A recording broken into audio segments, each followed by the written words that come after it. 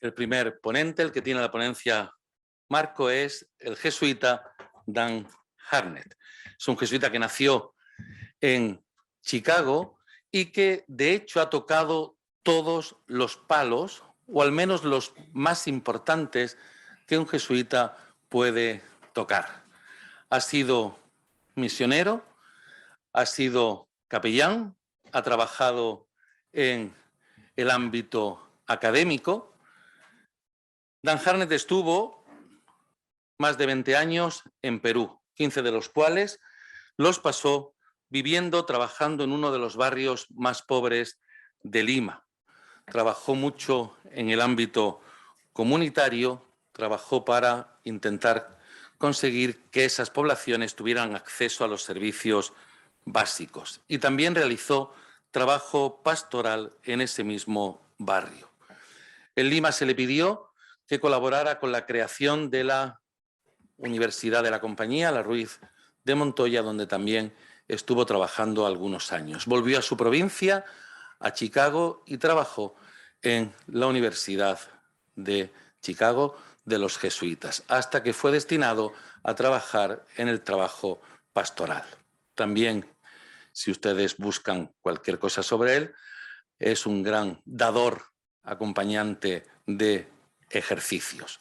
Según sus alumnos, es un buenísimo profesor y, según aquellos que lo conocen, una persona humilde y encantadora.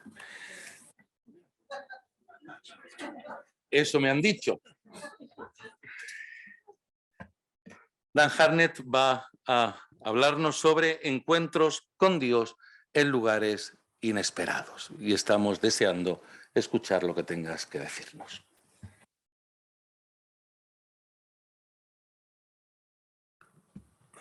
Buenos días con todos ustedes. Muchas gracias por esta introducción sumamente generosa, excesivamente generosa, yo diría. Sí, mi vida de jesuita se ha dividido un poco en dos partes. Una parte en el Perú, pertenecía a la provincia peruana, y después la otra parte en Chicago. Pero quizás voy a contextualizar un poco antes, simplemente para ubicarnos. Ustedes saben que para entender lo que voy a hablar sobre porque hoy día de alguna manera lo que estamos haciendo, creo yo, es ayer empezamos con el texto de los ejercicios, la primera preferencia apostólica universal, ¿no es cierto? Y ahora estamos ligando de alguna manera la primera. Hoy día estamos ligando de alguna manera la primera preferencia apostólica con la segunda, ¿no es así? Y yo creo que para entender un poco, por lo menos mi experiencia, cuando me enviaron al Agustino, después de la ordenación, bueno, después de los estudios especiales que tuve el privilegio de estudiar con Luis Magriñá en la Universidad de Chicago, estudiamos juntos hace muchos años, pero ahí el provincial me mandó al Perú y fue realmente una bendición para mí. Yo diría la bendición más grande de toda mi vida, en realidad, porque ha marcado mi manera de ver la iglesia, la manera de ver la compañía, mi manera de ver los ejercicios espirituales. Pero es importante reconocer que, yo llegué al Perú en los años 70. Ahora, ustedes saben bien, no hace falta mencionar, pero ustedes saben que el Concilio Vaticano terminó en 65, ¿no es cierto?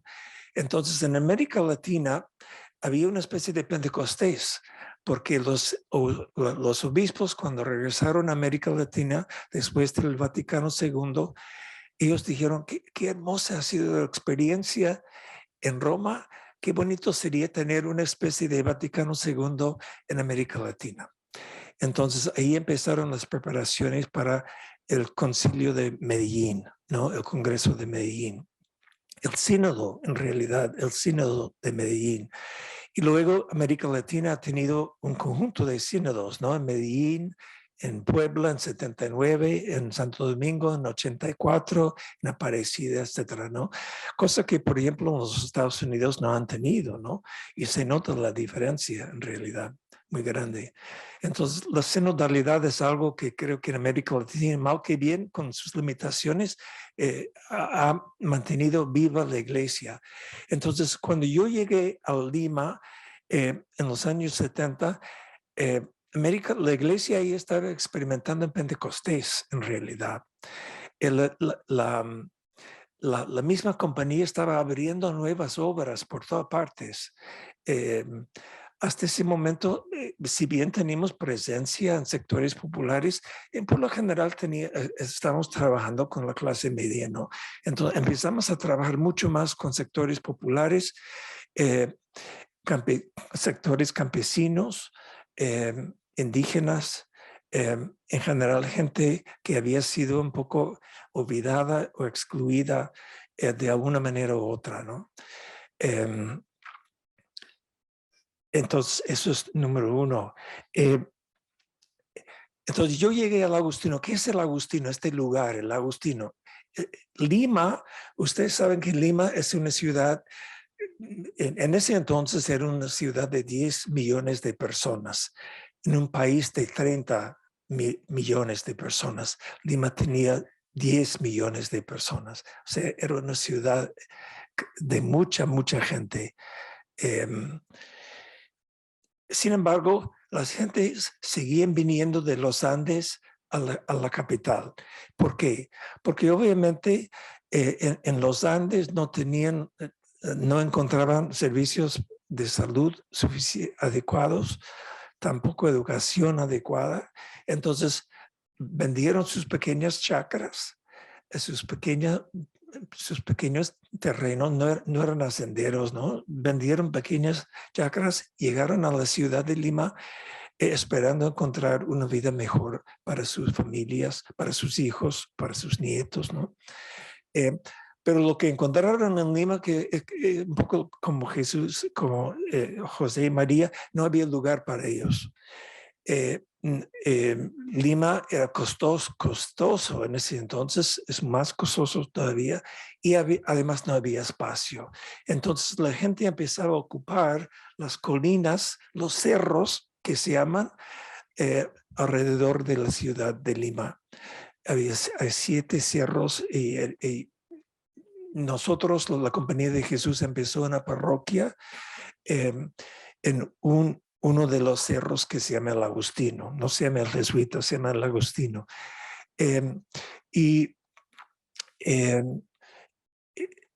Cuando nosotros llegamos ahí, había como 100,000 personas viviendo en ese cerro. 100,000 personas, ¿no? Y preguntamos al provincial, bueno, ¿qué quieres que hagamos acá? ¿No? Él dijo, ustedes verán. Y si mal no recuerdo, no nos dio dinero ni nada tampoco. O sea, fuimos un poco al estilo de los primeros discípulos. Él nos mandó sin sandalias, sin, ¿cómo se dice? Moral, ¿no? Y había mucho, al comienzo me parecía un poco atrevido, ¿no? Mandarnos, éramos 3 nada más, un jesuita, un español y un gringo, yo. Fuimos a trabajar y me parecía un poco atrevido ir ahí casi sin nada, ¿no? Con buena voluntad, eso sí, y con fe, pero no sin recursos, ¿no? Y sin embargo, llegué a entender la sabiduría de Jesús en realidad al enviar sus discípulos sin plan B, C, D, ¿no? Sin tantos sistemas de apoyo. Jesús mandó sus primeros discípulos en pobreza y así nos envió el provincial también en pobreza. Y la sabiduría ahí, creo, es porque él sabía que íbamos a tener que contar con aprender de los mismos vecinos. Cuando nosotros llegamos al Agustino, los vecinos ya vivían ahí, ya había 100,000 personas viviendo ahí, sin parroquia, eran católicos en principio, ¿no? Pero no tenían mucha posibilidad de practicar su fe en términos, digamos, litúrgicos.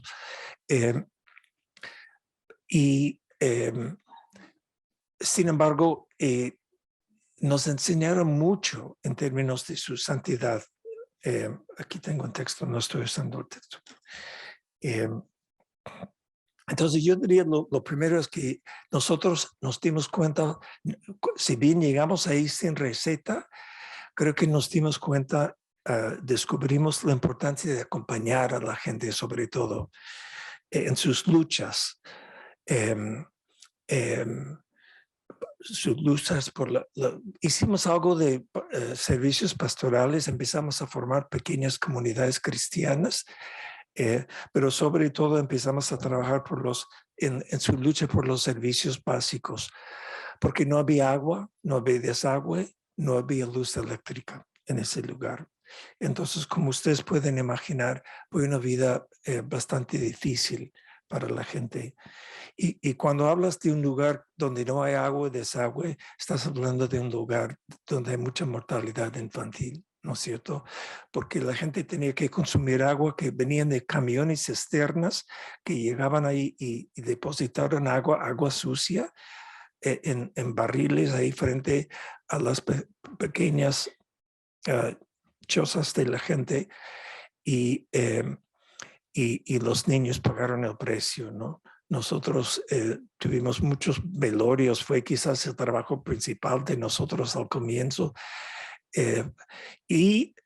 No, el velorio en la casa, en la misma casa, ¿no es cierto? Y después caminamos con las personas, con los pequeños ataúdes blancos, caminamos al cementerio porque no tenían carroza ni no podían pagar nada de eso. Entonces caminamos como más o menos 2 kilómetros al cementerio, tomando turnos, cargando el ataúd. Fueron... Todavía es un recuerdo muy impactante, ¿no? De caminar con estas parejas jóvenes que perdieron a sus hijos, ¿no? Que es difícil para cualquier padre de familia perder a su hijo, ¿no? Pero sobre todo ellos no solo tenían la tristeza de perder a su hijo, sino sintieron culpables un poco de no haber podido proteger la vida de sus hijos, ¿no? Bueno, entonces empezamos a trabajar por la lucha del agua, desagüe y luz. La primera cosa que hacemos, empezamos a reunir a las personas que habían perdido a sus hijos, a sus hijas. Y preguntamos a ellos siempre, ¿qué opinan ustedes? ¿Qué debemos de hacer? Bueno, hicimos una lista de todas las necesidades. No hay agua, no hay luz, no hay una lista larga de todas las necesidades que había en el barrio. Pero nunca aparecía en la lista quizás la necesidad más importante. Es la organización. No estábamos organizados para atacar esa lista de necesidades, ¿no? Entonces nosotros los jesuitas empezamos a ver que quizás nuestro aporte principal, porque no éramos tampoco ingenieros, ¿no? Habíamos leído más Platón y Hegel y todo eso que de electricidad y desagüe y todo eso, pero de todas maneras, nos dimos cuenta que podríamos ayudar a organizar un poco a la comunidad. Y eso fue el primer trabajo. Pero preguntamos a ellos, ¿ustedes qué opinan? ¿Que siempre va a haber así? ¿Siempre sus hijos van a morir antes de tiempo? ¿Es normal eso? ¿Ustedes creen que Dios quiere que sus hijos mueran antes de tiempo así? ¿Eso fue voluntad de Dios? ¿Hay algo que podemos hacer para cambiarlo? Ese tipo de preguntas hicimos en asambleas que tuvimos con la gente. Y ahí nació la idea de tener un comedor popular, diciendo que por lo menos hagamos todo lo posible para que cada niño, cada pequeño, cada uno de los niños, de los chicos y chicas del barrio, tuvieran por lo menos una comida buena diaria. Y así empezamos el primer comedor popular, que pronto, rápidamente, se convirtió, creo que llegamos a tener como 66 comedores populares, o sea, toda una red de comedores populares que formaron parte de la parroquia nuestra. Pero lo más importante de ese trabajo no fue simplemente, bueno, fue muy importante la multiplicación de panes, pero creo que la experiencia de organización, el mismo pueblo ahí se dio cuenta que podemos organizarnos, podemos atacar los problemas. Entonces, había esa experiencia, un ambiente de mucha esperanza, a pesar de todo el dolor y de toda la muerte, una experiencia de esperanza. Pero al mismo tiempo nació ahí la teología de la liberación. Tuvimos el privilegio de, ustedes conocen el nombre de Gustavo Gutiérrez, es un peruano, él trabajaba ahí con nosotros y él nos reunía, él nos convocaba cada 15 días a todos los sacerdotes que trabajamos en los barrios populares a reflexionar sobre nuestra experiencia. Y de ahí brotó un cierto vocabulario para hablar de nuestro trabajo. Ahí empezamos a distinguir entre la pobreza estructural, la pobreza espiritual y la pobreza solidaria. La pobreza estructural es un mal, es decir, es un pecado, es algo no deseado por Dios. El pecado estructural que nosotros vimos y vivíamos todos los días no era simplemente una lástima, una pena, una casualidad, sino un pecado. Y todo cristiano realmente debería luchar contra ella. La pobreza espiritual, en cambio, es una actitud que refleja la disponibilidad ante la voluntad de Dios. Esto es la pobreza de que habla Jesús en las bienaventuranzas, o que María refleja en la Anunciación. Y todos debemos de pedir por esa pobreza y apuntar a ella. Y finalmente la pobreza solidaria, como compromiso con los pobres materiales, es por un lado una clara protesta contra la situación que sufren nuestros hermanos y hermanas. Esta es la pobreza a la que nos invita Jesús Ignacio. Podemos decir que de alguna manera la primera pobreza, la pobreza estructural, es la pobreza que se medita en la primera semana de los ejercicios, ¿no? Cuando se analiza el pecado personal y estructural. La segunda pobreza, la pobreza espiritual, remite al inicio de la segunda semana con la meditación del Rey Eterno y la contemplación de la encarnación en Nazaret, donde vemos a Jesús. Jesús nos invita a caminar con Él y vivir como Él en pobreza, y después vemos cómo nació Jesús en pobreza. Mientras que la tercera pobreza, la solidaria, se corresponde con la elección de vida que uno hace más tarde en los ejercicios, tras haber meditado las dos banderas y los tres modos de humildad. ¿Tiene sentido lo que estoy diciendo? Esas tres pobrezas ligadas a los ejercicios. Bien.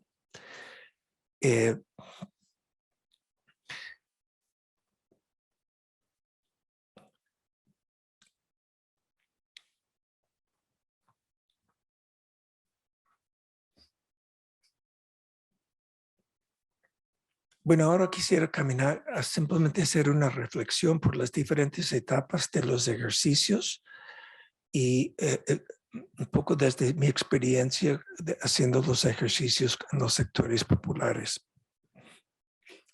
Primero debería decir que, como ustedes saben, que el Papa Francisco habla mucho de la creación de una cultura de encuentro. De alguna manera, su invitación a la creación de una cultura de encuentro se levanta sobre la base de de lo que yo decía antes sobre Vaticano II. Recuerda que después del Vaticano II, sobre todo en el Sínodo de la Justicia, la Iglesia vio con mayor claridad que no bastaban las obras de caridad si éstas no fueran acompañadas por un esfuerzo serio y sostenido por la justicia. Se insistió que la justicia no era un mero añadido a la caridad, sino una dimensión constitutiva de la propia misión de la Iglesia. La Compañía de Jesús hizo eco de esa conversación en la Congregación 32, que se dio en 74, 75, ¿no? Ahora Francisco toma un paso más adelante cuando habla de la importancia de la cultura del encuentro. Además de la justicia y la caridad unidos, ¿no? Ahora hace falta crear una... es importante, la importancia de la relación humana es fundamental para cualquier esfuerzo de convertir el mundo en un hogar para todos. Ahora, hablar de una cultura de encuentro en este momento puede parecer un poco misión imposible, porque en el momento que vivimos puede parecer que lo que más nos define es el desencuentro. En el terreno económico tenemos niveles de vida muy diferentes. En lo político adoptamos compromisos divergentes y las redes sociales, en vez de unirnos, nos dividen cada vez más. ¿Cuál puede ser entonces el punto de partida para la creación de una cultura de encuentro? Obviamente no hay recetas. Sin embargo, creo que las 4 preferencias apostólicas de la compañía aportan pistas muy importantes. Y es aquí donde los ejercicios espirituales pueden aportar mucho, precisamente porque se mueven dentro del terreno de la espiritualidad, que quizás más que cualquier otro, es donde nos encontramos en situación de igualdad. No nos encontramos en situación de igualdad en lo económico, en lo político, en lo cultural, pero sí en lo espiritual. Todos somos hijos e hijas de Dios. Es una igualdad radical ahí. Entonces, la Compañía de Jesús ha adoptado sus obras para responder mejor a las exigencias de nuestros tiempos. Han hecho esfuerzos por poner los ejercicios espirituales al alcance de nuevos grupos de personas. Y creo que tal postura no es otra cosa que ser fiel a los principios que se encuentran en los mismos ejercicios, que los ejercicios, cito, que los ejercicios se adapten a su público y a las condiciones de los ejercitantes que los emprenden. Mientras que originalmente la experiencia completa de los 30 días de ejercicios puede haber estado limitado a personas que se preparaban para el ministerio, y los ejercicios generalmente se ofrecían en casas de retiro. Durante los últimos años hemos ido descubriendo nuevas maneras de compartir la riqueza de los ejercicios con públicos más diversos, sobre todo con grupos de personas que se encuentran marginados, excluidos o olvidados.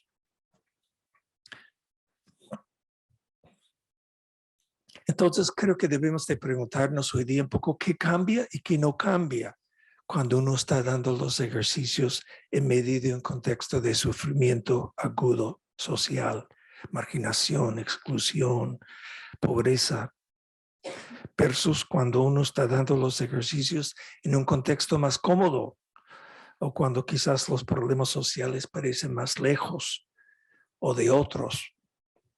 ¿Qué cambia?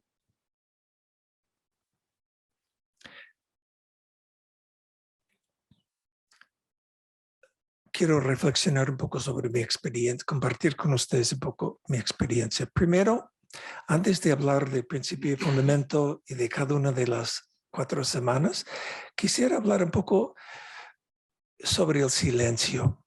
El silencio, todos sabemos, en el retiro es una bendición para cualquier persona que hace los ejercicios. Pero yo diría de modo especial para las personas agobiadas, para las personas que vivían en lugares como el Agustino, personas que rara vez disfrutaban del silencio. Nosotros desde nuestra choza podíamos escuchar la conversación de la gente que vivía en la choza al lado. Así de cerca vivíamos uno encima de los otros, ¿no? Entonces el silencio era tan importante para nosotros. Nosotros llevamos ahí, empezamos un trabajo con los jóvenes de CBX. No hicimos mucho con los ejercicios y los padres de familia porque estaban trabajando desde las 4 de la mañana hasta las 10 de la noche.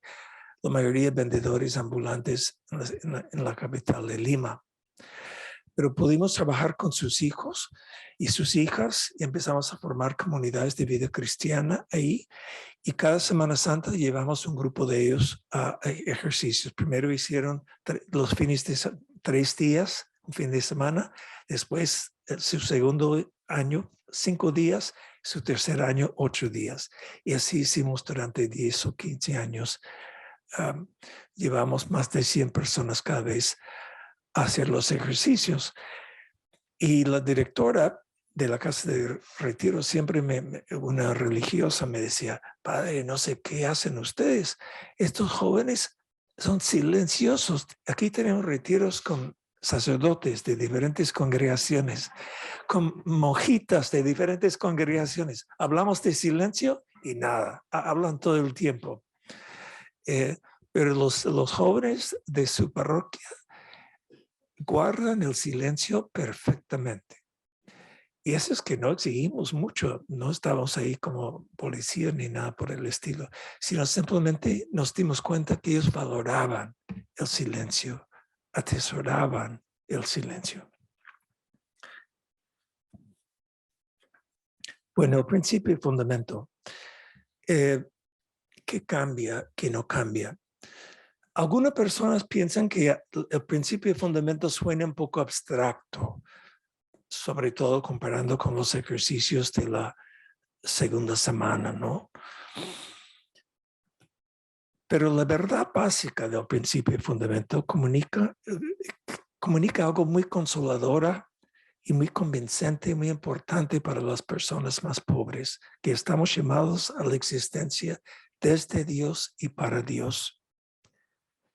Y es muy importante para la gente escuchar desde el comienzo en el retiro que no temas, estoy contigo. Tú eres importante para mí y te amo. Vengan a mí los que se encuentran cansados y agobiados. En mí encontrarán descanso.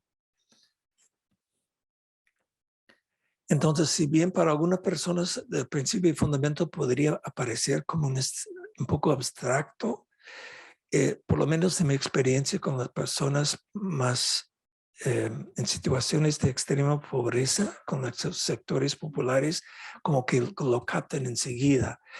Viene a ser para ellos como un mapa de dónde venimos, a dónde vamos y dónde estamos. Como diríamos hoy en día, un GPS, ¿no? Que nos ubica. Ellos lo captan inmediatamente. Yo en este momento tengo el privilegio de dar los ejercicios espirituales a presos en la cárcel, hombres y mujeres, por separado, porque viven en diferentes edificios en la cárcel. Y sin embargo, ellos comprenden exactamente, inmediatamente, la sabiduría, captan la sabiduría del principio y fundamento. Porque ellos se dan cuenta que ellos han perdido su libertad y les ha costado perder su libertad. Y perdieron su libertad porque terminaron apegados a ciertas cosas. Y esos apegos cambiaron y realmente dificultaron su vida inmensamente. Claro, el hecho es que todos los seres humanos, todos nos dejamos apegar a las cosas que no son necesariamente malas, pero que terminan desplazando el amor de Dios y aislándonos los unos de los otros. Y aunque es cierto que las personas que han vivido en la pobreza suelen ser mucho más libres frente a las cosas, ya que han aprendido a vivir con mucho menos, nadie está libre de apegos. Y como dije, me llamó la atención cuán rápido los hombres en la cárcel comprendieron el planteamiento de Ignacio y estuvieron de acuerdo con él. Ellos reconocen que poco a poco sus adicciones crearon dioses falsos, verdaderos ídolos, que a diferencia de Dios de la vida, que siempre expande nuestra libertad y siempre nos une con los demás, estos ídolos tienden a capturar y a colonizar nuestra libertad.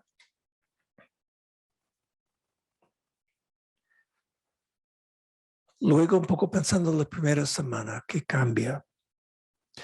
Obviamente no hay tiempo para recorrer uno por uno todos los ejercicios de la primera semana, en donde nos enfrentamos con el mal moral que llamamos pecado.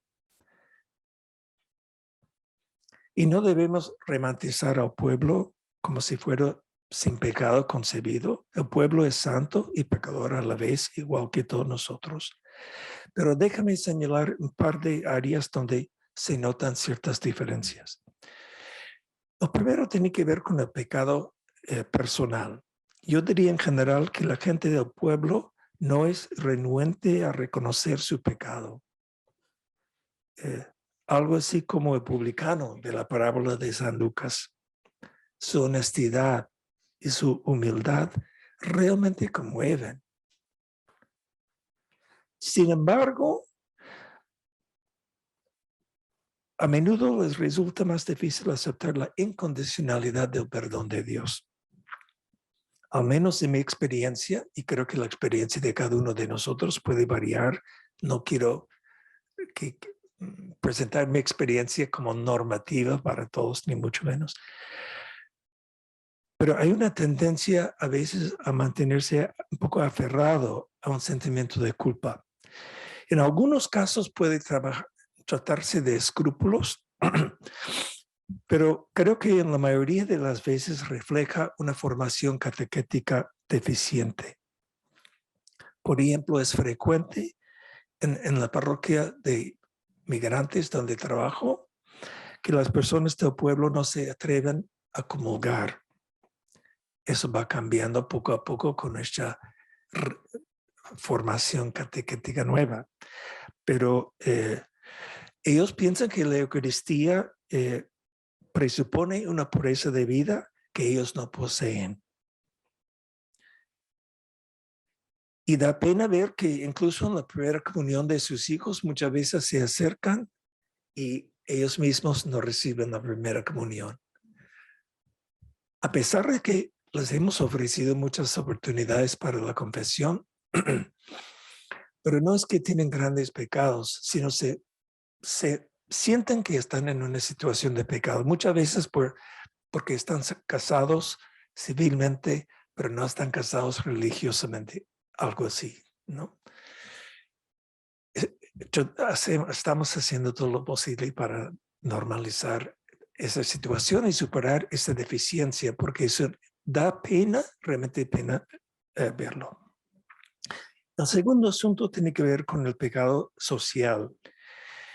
En situaciones de extrema pobreza, al menos donde la mayoría se encuentran en circunstancias de pobreza, como en el Agustino que mencioné antes, la gente demuestra menos tendencia de sentirse culpable de la pobreza, ¿no? Ellos se dan cuenta que, bueno, aquí estamos 100,000 personas sufriendo en la pobreza, obviamente no tenemos la culpa. En cambio, en los Estados Unidos trabajamos también con personas que se encuentran durmiendo en colchones debajo de los puentes. Ellos sí se sienten muchas veces muy fracasados individualmente, ¿no? Hay menos solidaridad en la pobreza. Creo que quisiera mencionar que es bueno cuando hablamos de personas en pobreza, no hablemos tanto de pobres. La sociedad cosifica, creo, a las personas en situación de pobreza, llamándoles los pobres o los sin techo o los indocumentados. Fácilmente se reducen la persona a sus circunstancias, pero nunca debemos olvidar que cada persona es mucho más que sus circunstancias actuales.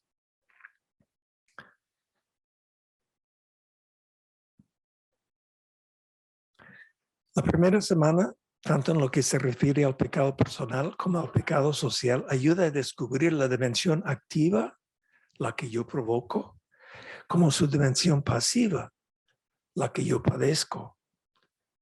Por ello, el proceso de la primera semana tiene un poder liberador y revelador, en la medida que nos ayuda a poner nombre a lo que nos impide ser lo que estamos llamados a ser. Por eso San Ignacio propone que pidamos la gracia de sentir interno conocimiento de mis pecados y aborrecimiento de ellos, de sentir el desorden de mis operaciones para que, aborreciendo, me enmiende y me ordene. Ignacio estaba convencido de que el que intente reformar el mundo debe de comenzar por sí mismo. De otra manera, perderá el trabajo y el fruto. Creo, trabajando con las personas excluidas o en extrema pobreza, la meditación del infierno no hace falta proponer, por lo menos siento yo, porque los que viven en la exclusión social experimentan el infierno a cada momento. Tomar conciencia de que se vive en el infierno o darse cuenta de una cadena de consecuencias que lleva a tal estado puede ser una motivación para salir de él o para no pactar con él. Bueno, pasemos un poco a la segunda semana. Uno termina la primera semana preguntándose, ¿qué debo hacer por Cristo? ¿Qué debemos hacer por Cristo? En la segunda semana, uno descubre que Cristo nos invita a ser compañero con Él y a participar en su propia misión.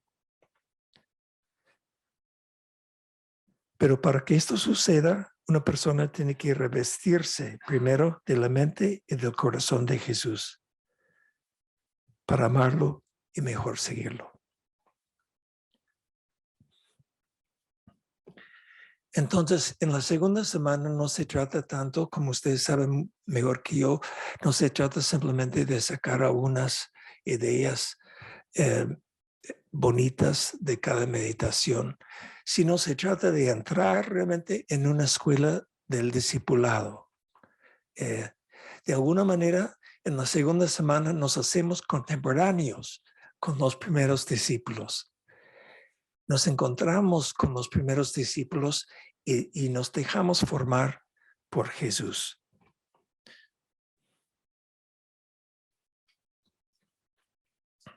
En ese sentido, cada escena del Evangelio se vuelve como una especie de espacio pedagógico.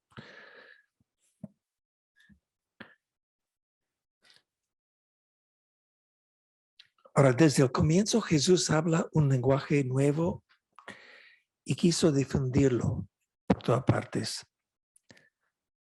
Sin duda alguna, creo que lo dijimos anoche, que el núcleo central de la predicación de Jesús consistía en lo que él llama el reino de Dios. Una realidad que ya está irrumpiendo en nuestras vidas.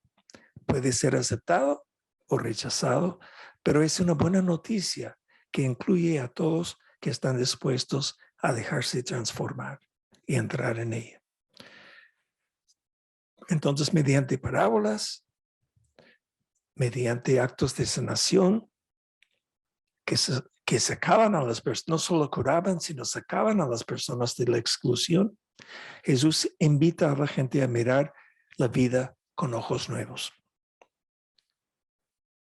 Todo lo que dice y hace Jesús encuentra su significado en la propuesta del reino, que es una nueva manera de ver a Dios, de ver a los demás, de ver a uno mismo. En definitiva, hablar del reino es hablar de una nueva cultura de encuentro. Lamentablemente, creo, eso vale tanto para los sectores populares, incluso más quizás para sectores no populares. Muchos cristianos no captan debidamente la novedad del mensaje de Jesús y la conflictividad inherente a ello. En parte, esto es comprensible, ya que Jesús no es un personaje fácil de clasificar. No es un sacerdote judío, no es un saduceo, no es un fariseo, no es zelota, ni tampoco es monje de Qumran. Pero sí queda claro que Jesús es un hombre libre que vive para Dios y para los demás y para prolongar el sueño que Dios tiene para el mundo. Quizás, aunque en ningún momento Jesús define exactamente en qué consiste el reino de Dios, uno puede inferir por dónde va. Basta prestar atención tanto a las parábolas de Jesús como a sus acciones. Y él mismo se movía en círculos donde se encontraba con gente sospechosa, publicanos, enfermos, impuros, incultos.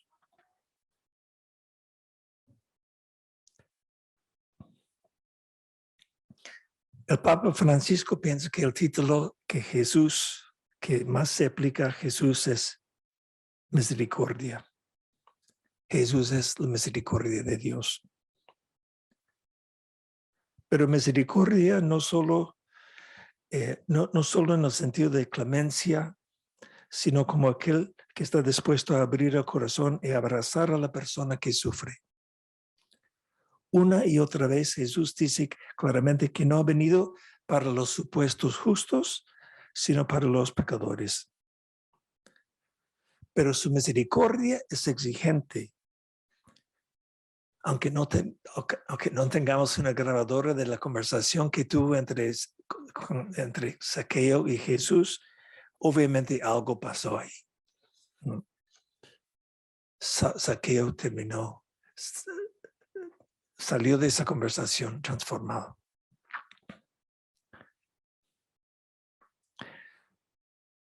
Hablemos un poco de las dos banderas.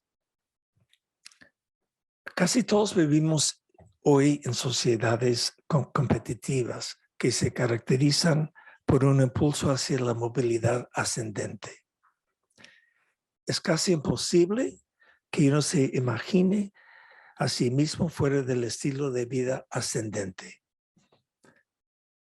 Nuestra cultura en su conjunto nos orienta a subir individualmente la escalera del éxito, sea realista o no.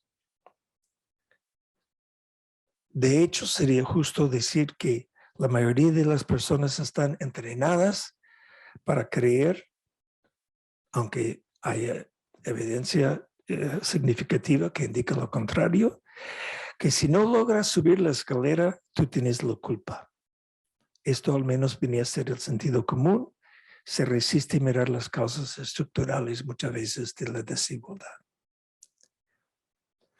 De alguna manera, esta apuesta por la movilidad ascendente es curiosa, porque en algún lugar profundo de nuestros corazones, creo que todos sabemos que el éxito, el dinero, la fama, los aplausos, ni siquiera nos dan la paz interior.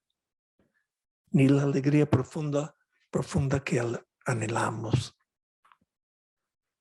Aún así, la mayoría de las personas no asocian, desgraciadamente, no asocian el evangelio con la movilidad descendente. Por lo menos es mi impresión.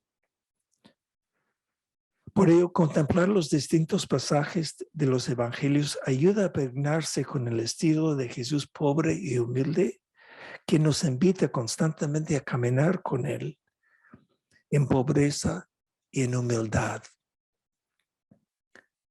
Los que ya son pobres y humildes socialmente están llamados a sentirse consolados con esa cercanía del Señor. Ahora, el pueblo pobre quizás no sabe nada formalmente de las dos banderas ni de las tres maneras de humildad, pero en la mayoría de los casos se vive una identificación existencial con el modo de ser de Cristo.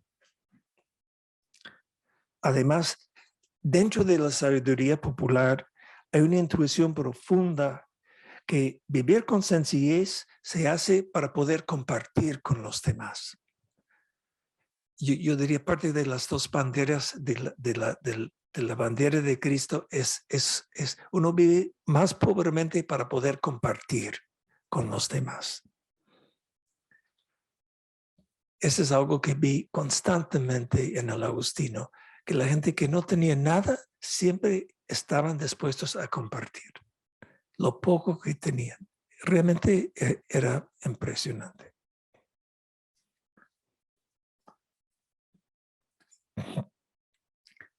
Entonces pasamos rápidamente a la tercera semana y la cuarta. En el seguimiento de Jesús, en la tercera semana, en el seguimiento de Jesús, tarde o temprano todos nos encontramos con la cruz. Y San Ignacio nos invita a contemplar los sufrimientos de Jesús y en lo posible de sintonizarnos con Él en su angustia, en su soledad, en la injusticia de su situación, incluyendo el silencio de Dios que Él sentía en más de una ocasión. Los marginados y los excluidos viven de forma continua la tercera semana. Basta acercarse a los refugiados o a los encarcelados para darse cuenta de que ellos viven diariamente la pasión de Cristo. En muchos casos, su vida diaria es un calvario realmente. La lista de los problemas que sufren es larga: enfermedad, desempleo, desnutrición, despidos inesperados, falta de atención médica, falta de una voz en tantas situaciones. Yo muchas veces he dado ejercicios también de clase media, ¿no? Y no es raro escuchar a ellos decir que, padre, es un poco difícil meditar la pasión de Cristo. Es difícil para mí entrar en la pasión de Cristo. Sin embargo, los pobres sacan fuerzas de la tercera semana. La mayoría de ellos han experimentado lo que dice San Pablo: llevamos este tesoro en vasos de barro, para que esta fuerza que es de Dios, no de nosotros, se vea. Pues a los que estamos entregados cada momento a la muerte por causa de Jesús, la vida de Cristo se manifieste en nosotros. Por eso no nos desanimamos. Entonces, la pregunta es, ¿podemos afirmar lo mismo? Ojalá. Ahora, San Ignacio dice que la divinidad se esconde.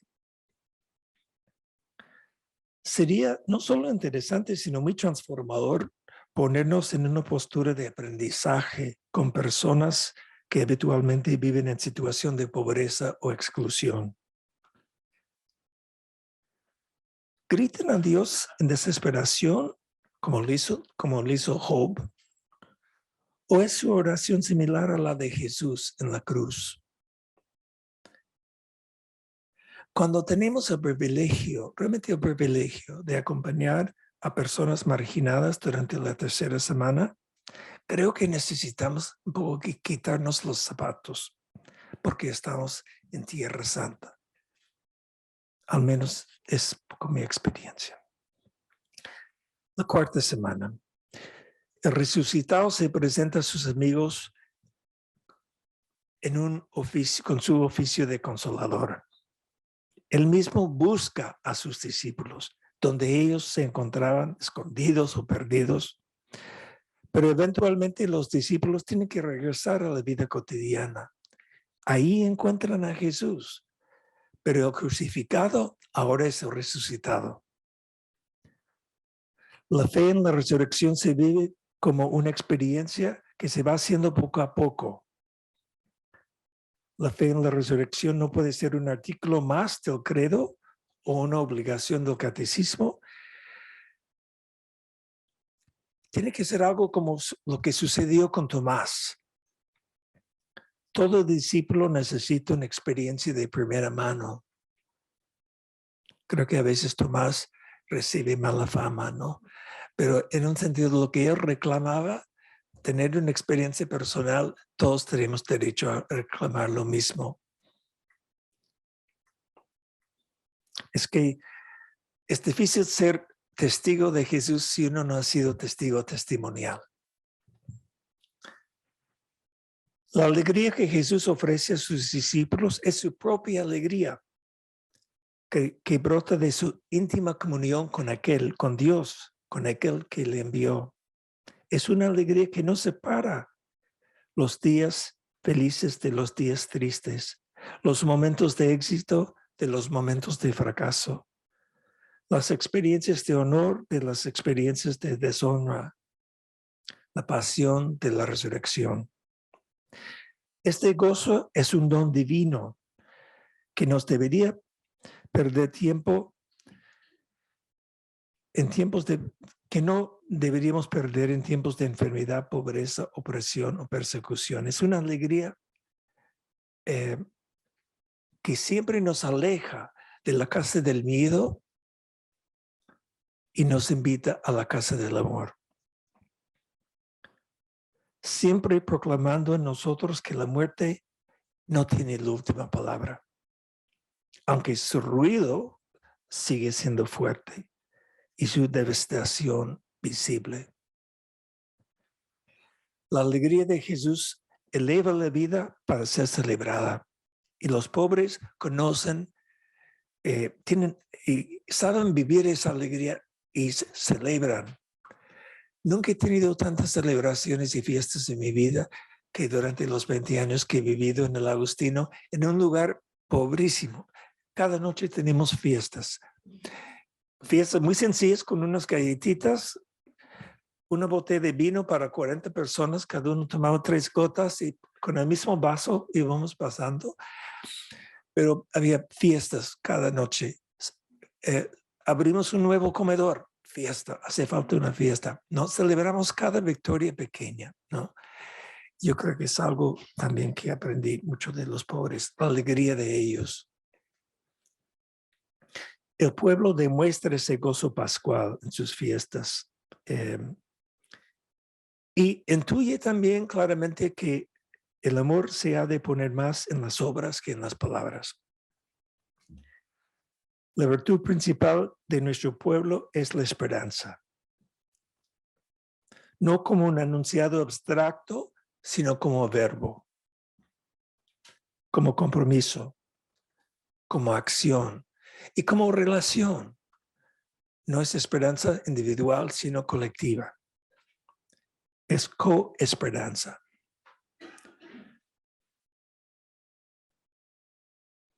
Al mismo tiempo, quizás hace falta incorporar el Pentecostés más dentro de su modo de entender y vivir la fe.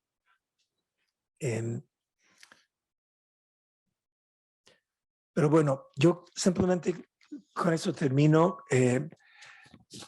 Como les digo, actualmente estoy dando los ejercicios en la cárcel, que para mí es una experiencia sumamente interesante. Primera vez que lo hago.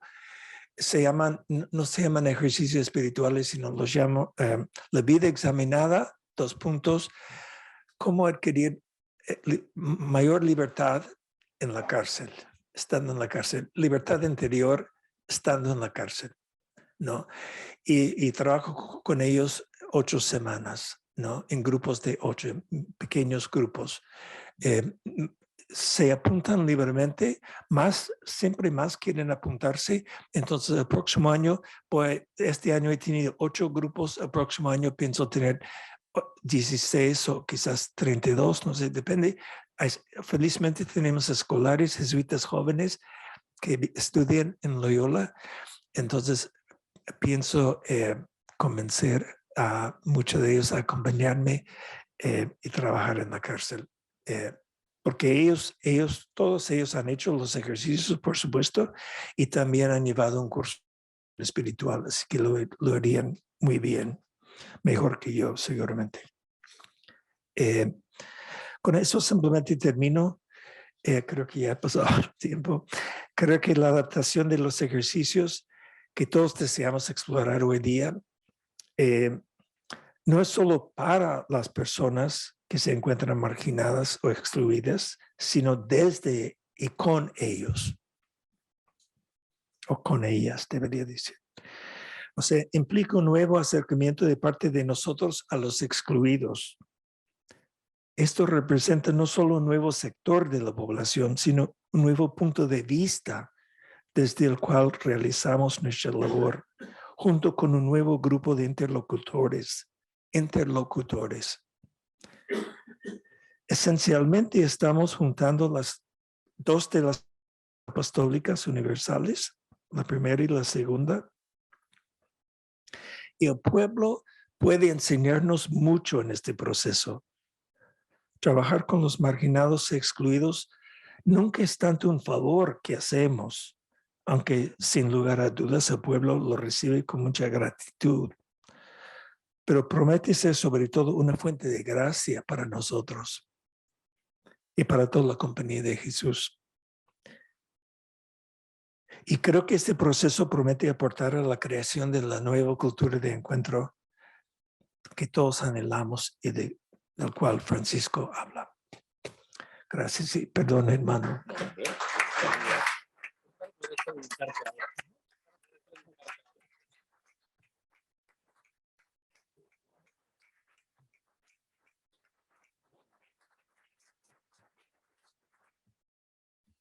Muchas gracias, Dan, por haber puesto carne a cosas que decimos. Desde la Congregación General 32, los jesuitas decimos que caminando pacientemente al lado de los pobres aprenderemos de ellos cómo servirlos y que fe y justicia van de la mano siempre.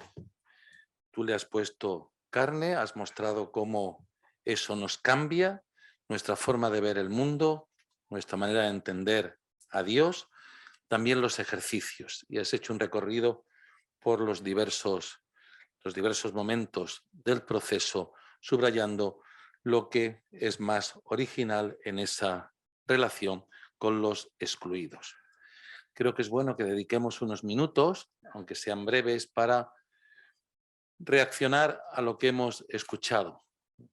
¿Alguna pregunta, alguna cuestión, alguna moción que pueda haber surgido?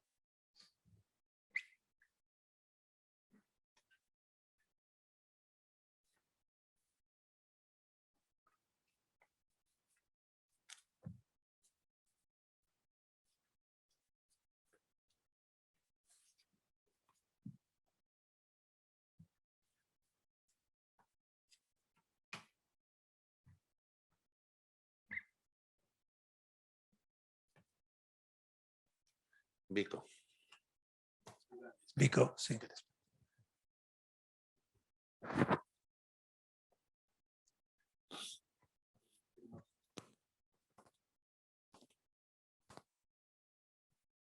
No funciona.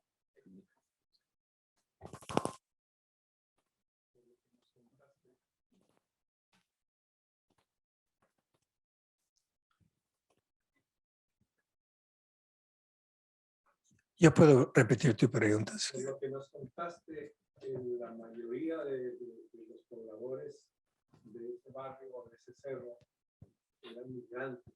supongo que eran migrantes indígenas. Sí, exactamente. Entonces, ¿cómo su cultura o sus valores o la espiritualidad que traen también de sus culturas, de su cultura andina, cómo se incorporaban a su vida espiritual? Aparte de esto. Claro que sí. Sí, hermano. Él preguntaba. Repite la pregunta. Vico preguntaba que cómo era la espiritualidad de las personas indígenas que llegaban de los Andes, ¿no? a Lima. Y en parte porque vimos una espiritualidad tan profunda en ellas, no vimos la necesidad de trabajar los ejercicios con ellos tanto. En parte porque no podían, trabajaban desde las 4 de la mañana hasta las 10 de la noche, ¿no? Pero también es cierto que vimos en ellos realmente ya una espiritualidad muy honda, muy profunda, con prácticas populares, como se mencionaba ayer, obviamente tenía expresiones tal vez distintas que nosotros llegamos a respetar, pero donde sí vimos la necesidad de trabajar los ejercicios era más bien con sus hijos, con la siguiente generación, que no tenían esa profundidad. No tenían esa profundidad. Nacieron en una ciudad como Lima, mucho más secularizada, ¿no? Que los Andes, ¿no? Entonces, realmente para nosotros optamos, creo que por trabajar más bien con los jóvenes en cuanto a los ejercicios, porque los adultos ya están de alguna manera, tienen enraizamiento, un enraizamiento espiritual en Dios, en la tierra, en la comunidad, ¿no? En cambio, los jóvenes no, los jóvenes están mucho más perdidos, un poco. ¿Alguna otra pregunta? Nora, y con Nora terminamos. Gracias por el compartir, la descripción. Me gustaría, si pudieras mencionar los rasgos esenciales de ese modo de vivir la fe, no solo en la experiencia en Lima, sino también en la experiencia de las personas que están en la cárcel. Mencionaste muy ligeramente lo del Pentecostés, la contemplación para alcanzar amor. ¿Cómo se traduce eso en la vida de ellos? Son grupos muy diferentes, ¿no? Por ejemplo, en la parroquia donde estoy, con una parroquia de inmigrantes, hacemos los ejercicios espirituales, bueno, para todas las personas que durante la pandemia, por ejemplo, hicimos los ejercicios en el modo 18, 19, no sé, un poco la mitad de cada uno, algo entre 18 y 19, hicimos los ejercicios para como 150 personas, ¿no? Durante 32 semanas. En grupos de cada uno leía, rezaba los mismos textos cada día, ¿no? Seguimos el libro, no sé si ustedes conocen de la aventura ignaciana, ¿no? Entonces cada uno seguía los mismos ejercicios cada día, pero que, y después una vez a la semana tuvieron reunión de comunidades pequeñas de 6 personas. Y así compartían su fe. No llegaban a discusiones teológicas, sino más bien cada uno compartía la oración que hacía durante la semana, ¿no? Eso fue una experiencia es muy diferente en la cárcel. En la cárcel es un lugar ruidoso, es horrible, es increíble el ruido en la cárcel. Entonces, ¿cómo hacer el examen ignaciano en medio de tanto ruido, ¿no? Eso es lo que ellos tienen que aprender ahí. Ellos realmente llegan a ser místicos, creo. Es increíble porque una cosa es aprender a orar en el monasterio, ¿no? Otra cosa es aprender a orar en la cárcel. Y eso es lo que estamos tratando de enseñar, ayudarles a... Y ellos me están enseñando mucho más a mí, obviamente. Pero yo creo que ellos también están sacando mucho provecho de los ejercicios. Empezamos siendo extraños, es curioso, ¿no? En la cárcel, ¿no? Empezamos el proceso, yo no los conozco, no me conocen para nada. A propósito, todos son pobres en la cárcel, todos, ¿no? Los ricos siempre logran evadir la cárcel, ¿no? Aunque quizás son los que más deberían estar ahí, muchos de ellos. La clase media puede pagar fianza y pueden esperar entonces desde la comodidad de su casa para el día de su juicio, ¿no? Los que están en la cárcel son los que no tienen remedio. Entonces son los pobres. Y la mayoría de ellos están ahí 2, 3, 4 años sin sentencia. O sea, realmente va contra sus derechos constitucionales. Sin embargo, eso es lo que sucede. El sistema carcelario, al menos en los Estados Unidos y creo que en muchos países, está roto totalmente, ¿no? Nunca hay dinero. Hemos estado pidiendo dinero desde de Washington desde hace muchos años para la reforma del sistema de justicia en Chicago. Nunca había dinero, ¿no? Ahora con la guerra en Ucrania estamos mandando billones y billones de dinero, así nomás. Es increíble, o sea, no hay dinero para ciertas cosas, pero siempre hay dinero para la guerra. Bueno, no estoy contestando la pregunta, disculpa. Me desvié un poco de la pregunta por mi emoción. Sí. Eso es verdad. Vamos a dejarlo. Yo creo tenemos tiempo para seguir compartiendo con Dan en los pasillos, en los cafés, en los momentos que todos disponemos. Pero ahora tenemos pausa para el café y nos volvemos a encontrar aquí a las 11:15. Muchas gracias, Dan, por tu pasión. Gracias.